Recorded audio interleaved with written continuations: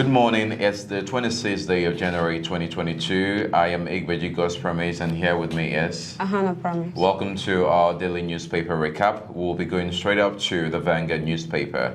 And on the Vanguard today, we see that IMF raises Nigeria's 2023 economic growth forecast to 2.7%. What is your take on this, Promise? The International Monetary Fund raising the Nigeria gross domestic product by 2.7%. We foster the economy of Nigeria, and it also helped to curb this raising inflation of stem outflow of foreign currencies, foreign investment in Nigeria. Yeah. And I also think it will help to develop and promote and improve the growth of Nigeria economy. So I commend the effort of the executive of the IMF. Thank you very much. So we believe that the policy on triggered by International Monetary Fund raising the economic growth forecast to 2.7% is for the benefit of Nigeria economic growth. All right, going straight to the Pointers newspaper. First headline, subsidy removal. Buhari endorses 18-month suspension.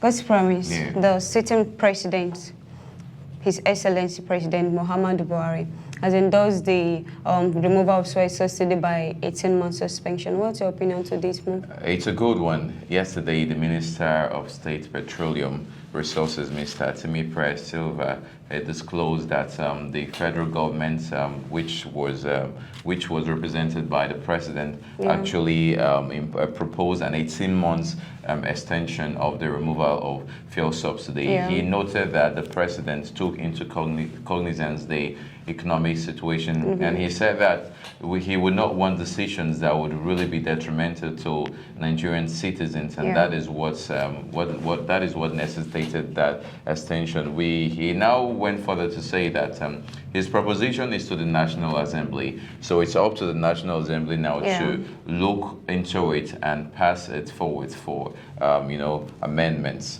Thank you so much. We appreciate the president for this great move, and also we appeal to the National Assembly to look up to this and approve it. Thank you. Thank you very much. And still on our daily newspaper recap, the Vanguard newspaper says 91 million Nigerians fall below poverty line. This report is coming from the Nigerian Economic Summit Group, NESG. This is quite alarming. What is your take on this? Nigerians living below poverty line is indeed a sad one. If you look at the population of Nigeria at 2021, we have 213 million individuals in Nigeria. So you're saying 91 million Nigeria fall below poverty line is really, really sad. And if you look at it, I think the government should actually pay attention to the candidates who are running for election, the 2023 election, as the EFCC and NASCOLA have said. They should look into those candidates running for 2023 election, the way they spend their money. You can't say some persons are wallowing in poverty while some other individual in the same country is spending a whole lot of money carelessly. So there should be a kind of a monitoring team to control the way at which they spend their money during the election campaign and all of that, as this will also help promote the economy of Nigeria and also help to return some revenues to the post. Yeah, that suggestion is very necessary because many Nigerians are wallowing in poverty, and we are all looking for a way, putting in efforts to make sure that Nigerians live within standard and not below standards. Thank you so much. Going straight to the Pointers newspaper, next headline, NLC suspend planned nationwide protest and rally. Wow, this is nice. The Nigeria Labour Congress has shaved their planned protest. What's your opinion to this? The Nigerian Labour Congress actually planned a rally and a protest, which is to take place tomorrow being the 27th day. It's obvious that the federal government, to a very great extent, has cooperated with the Nigerian Labour Congress. So this is to say that it is very unnecessary for the Labour Congress to proceed with any rally or any strike. Yesterday, Senate President Dr. Ahmad Lawal noted that the protest was no longer necessary, and we want to commend the effort of the federal government for cooperation, for their cooperation with the Nigeria Labour Congress. We want to also believe that even after the proposed 18-month suspension, they will still make decisions that will favor Nigerians and not will put Nigerians in a situation where they have to wallow and cry for the present economic situation they find themselves. Indeed, it's actually a nice one. You know, the Transparency International saying that Nigeria has dropped to 154 out of 180 countries of the world that was surveyed. And it also means that Nigeria gradually is becoming the country we are clamoring for, you know, eradicating corruption and dropping this low, from 180 to 154. It's actually a great move. And also it will help eliminate a lot of unemployment in our dear country and also become the best country. And, you know, we're actually clamoring for a developed country. And gradually, if you're starting like this and the federal government is looking into this, I think it will be a better Nigeria for all of us. Thank you very much. Development in Nigeria is very much achievable. It all boils down to making efforts, not just by the government, but every citizen, to ensure that Nigeria gets to that anticipated level. Inside news, we are collaborating with BEDC to improve power in data, says Okodiko. God's promise, this collaboration with BEDC to actually improve the need for power supply in Delta State. Are you sure this is going to be possible? Yeah, I think it's possible because of the efforts that is being made by the Commissioner for Energy, Engineer Jonathan, and in collaboration with the Delta State government to make sure that electricity gets to various areas. That he even noted that some areas have been suffering from electricity for the past 5 years. In Delta State here, they've not even gotten any blink of power in the past 5 years. So his collaboration with the Benin Electricity Distribution Company is all in an effort to ensuring that better power supply is sent across Delta State. This is necessary because he said so many projects already has been approved for the implementation of this move. We expect that by the end of next few months or the end of this year, all of these plans must have been executed fully so that Deltans can enjoy electricity power supply to the very maximum. Thank you so much. We want to appreciate the Commissioner for Energy for this great move. And also we are appealing to the BEDC to see reasons to liaise with the Delta State Commissioner in order to provide enough power supply and also improve power supply in Delta. Thank you so much. All right, with this, we've come to the end of the first segment of our daily newspaper recap. We'll take a short break and we'll be with you shortly. Don't go away.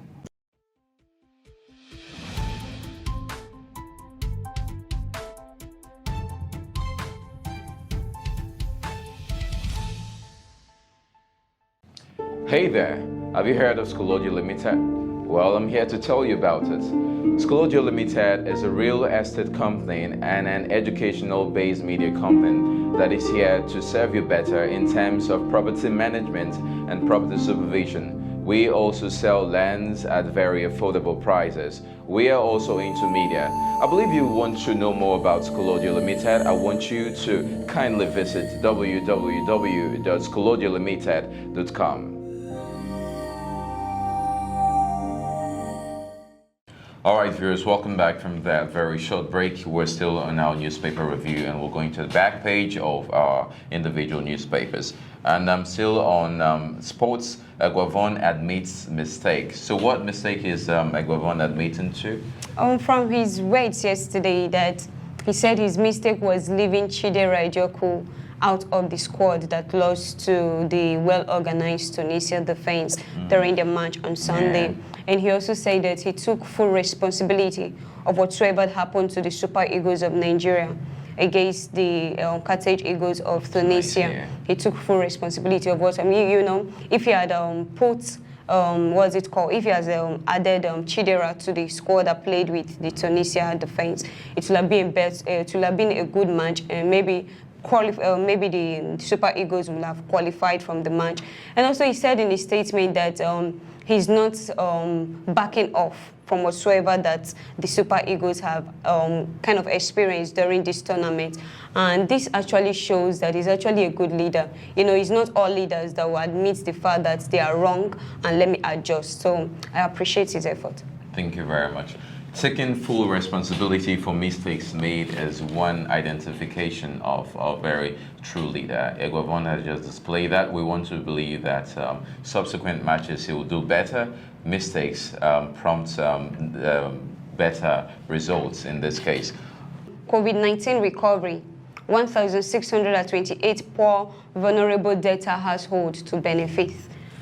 God's promise, 1,600 indigents of debtors has been recovered from the COVID-19 issue. What's your opinion to this?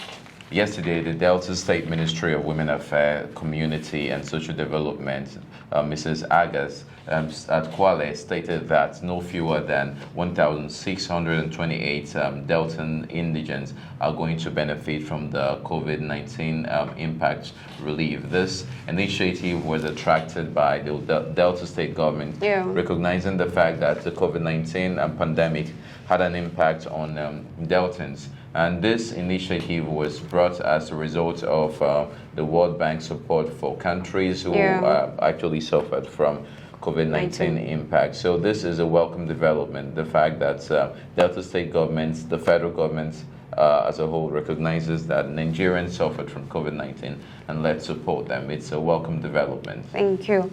We also want to appreciate the Ministry of Women Affairs for this great move, you know, having the heart of the people, having the thought of the people at heart. It's a nice one. Also, we are appreciating the federal government for this great move, knowing that the country suffered from the pandemic and trying to help them come up again. It's a nice one. We appreciate your effort. Thank you. Thank you very much. Promise. And we're still on the Vanguard newspaper. Salah wants to win African Cup of Nations title. What is the possibility of him winning and his country winning?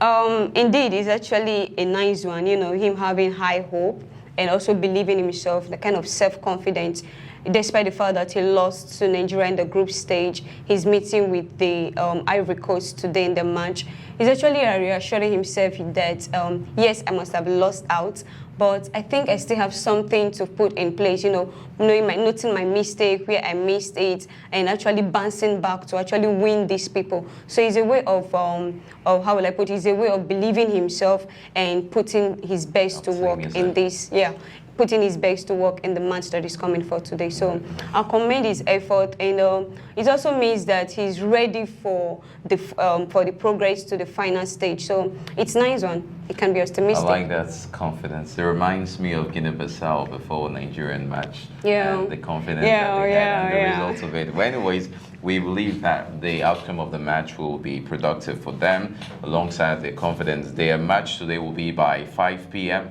Ivory Coast playing Egypt. All right, going straight to the point is newspaper. Next headline: all health projects will be completed before end of Okowa's regime, says Onoye. You know, we're still reiterating this issue that all projects will be completed before the end of tenure. What's your opinion today? Are you sure that the sitting governor will be able to complete these projects before he submits? One thing is to say it, another thing is to see visibly what he's saying. The Commissioner for Health, Dr. Modi, yesterday visited lots of projects, health-related projects taking place here in Delta State. They visited some projects at Owalero and also Abo. And places visited includes the Central Hospital, Abo, and also the nursing school, also the trauma center. And obviously they saw the work going on, the contractors on site, and the quality of the materials being used. The Commissioner for Health was quite impressed with what was seen, and we believe that possibly before the end of Okowa's tenure, all health projects will be completed. All right, thank you so much. Just to say, the governor is putting his hand on deck to complete all projects necessary. Obviously. All right, thank you. We appreciate the sitting governor, Governor Ifeanyi Okowa, and all his officials trying their best to make sure that the project at hand is completed before he leaves the seat. With this, we've come to the end of our daily newspaper recap. I remain my humble self, Ahana Promise. And I am Xpbtv Promise. All right, before we draw the curtain, I'll leave you with words on marble just before we leave. It says, it does not matter what you do. What matters is how you do it in your favor, with your vision and with your love. Whatsoever you do becomes your own gold and diamond. I just want to remind you that whatsoever you're doing, take it key to your heart and do it with the best you can. All right, don't forget to follow us across our social media pages, and don't forget to like and subscribe to our YouTube channel, Xpbtv Africa. Thank you for watching.